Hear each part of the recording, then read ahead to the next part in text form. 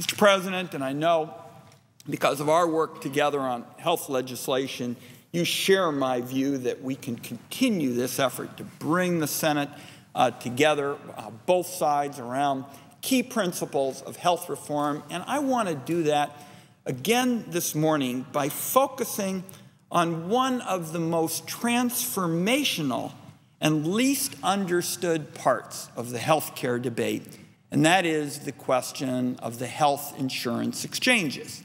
Now, my guess is across the country, people are still trying to figure out what in the world these are, and is this yet some other kind of health care lingo. But I think it's fair to say, in just basic English, this will be like farmers markets. This will be an opportunity for people to go to one place and to do what you can't do in the dysfunctional American healthcare system today, and that is actually shop and be in a position to compare various kinds of products and services. And when you invest wisely, you can put the savings in your pocket.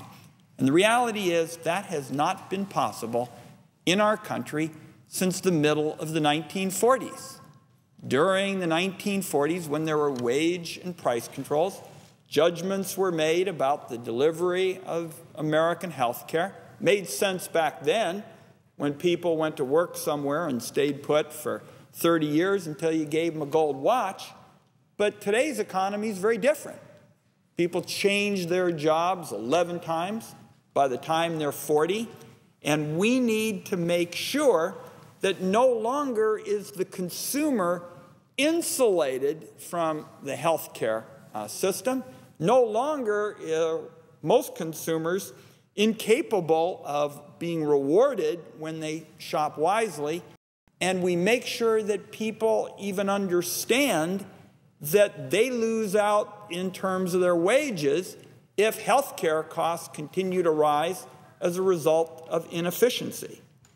So these health insurance exchanges are the key to making health care markets work, in effect, for the first time since the middle of the last century. Now, in the merged bill, Senator Reid, in my view, has laid an important foundation.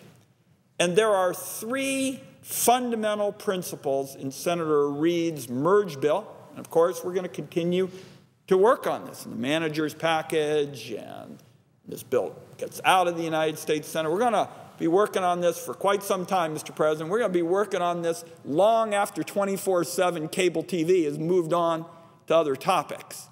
But in Senator Reid's merge bill, there are three important features of the exchange. The first is it's going to be possible for consumers to make apples-to-apples comparisons of various health care plans.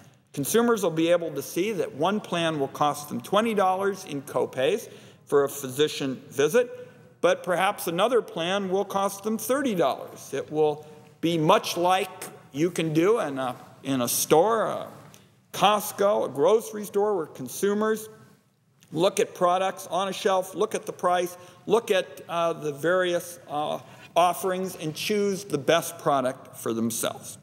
The second feature in the merged bill that Democrats and Republicans alike should appreciate is it will be possible to keep low-quality plans out of the marketplace. This is especially important at the outset, Mr. President, and I learned this back in the days when I was co-director of the Oregon Gray Panthers, the senior citizens group. One of the things that the country learned in the early days of Medicare is a lot of the policies that were sold to supplement Medicare were just junk.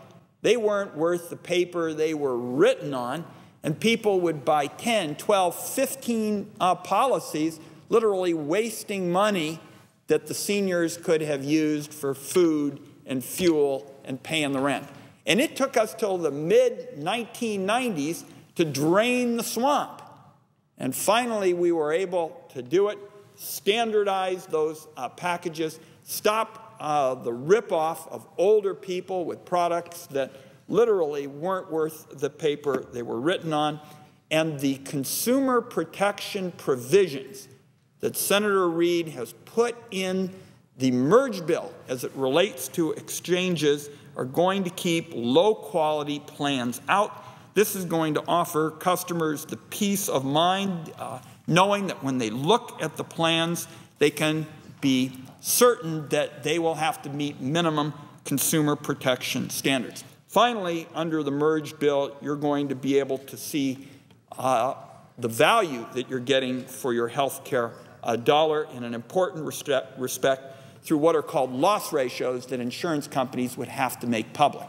What this means, of course, Mr. President, is that consumers want to know that when they put out a dollar for premiums, that they get a significant portion of that dollar back in actual benefits and services and benefits. And with the exchange, it's going to be possible to finally get this kind of loss information in one place and make it public. So now what I'd like to do is talk about the steps from here, and particularly build on principles that the President talked to us about earlier this year in terms of ideas that bring Democrats and Republicans together, and that is more choice and more competition in the health care marketplace. And what we're pointing to, Mr. President, is the day when every consumer in America can say to their insurance company, I'm giving you an ultimatum. You treat me right, or I am taking my business elsewhere. That is what we are pointing to, and here are some of the steps that it is going to take in the days ahead to build to that future. First, you've got to have a big enough pool of people as soon as you can so as to maximize their clout in the marketplace. You've got to make sure that the exchanges are open to more than just folks who have been uninsured.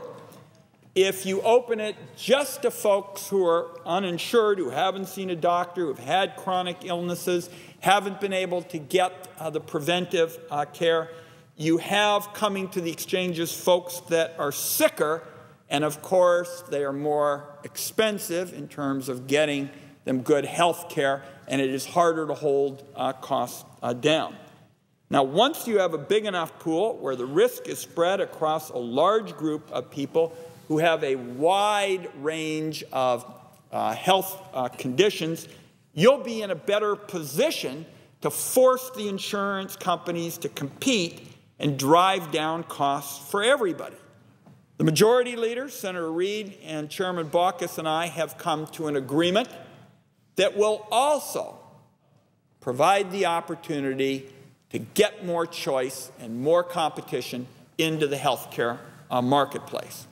What we have agreed is that folks who spend more than 8% of their income on health care but aren't eligible for subsidies, in effect folks with what are called the hardship waiver, they would be able to get a voucher and go into the marketplace. And with that kind of approach, which would be tax-free to them, our estimate is that that will be only about a third as expensive in terms of getting health care for those folks as the alternative, the traditional system of subsidies. So again, we get more people covered in a more affordable way, building on these time-honored principles of choice and competition. I continue to believe there is an opportunity for Democrats and Republicans to work together.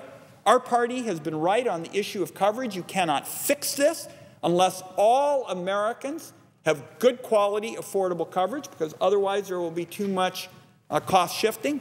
But as I have said to my colleagues on the other side of the aisle, I see Senator Bunning here, and he and I have worked together on the Finance Committee. Our colleagues on the other side of the aisle make important points with respect to choice, with respect to markets, with respect to competition. This is an area we can work together. There is nothing partisan, in my view, Mr. President, about creating a new health care marketplace through these exchanges. This bill lays a foundation, and there will be opportunities for Democrats and Republicans to build on that foundation in the days ahead.